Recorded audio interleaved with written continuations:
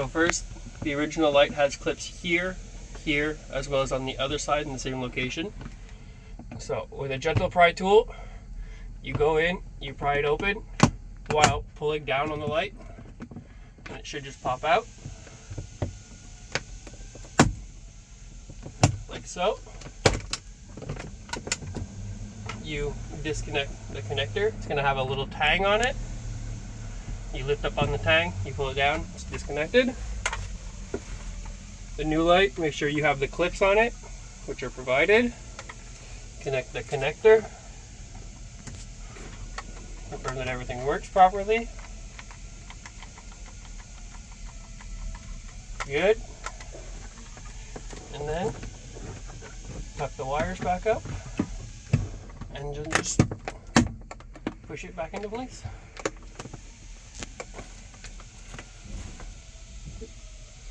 And this is the bezel, which has 3M double-sided tape. You would remove the backing on the 3M tape, and then you would just glue it in place.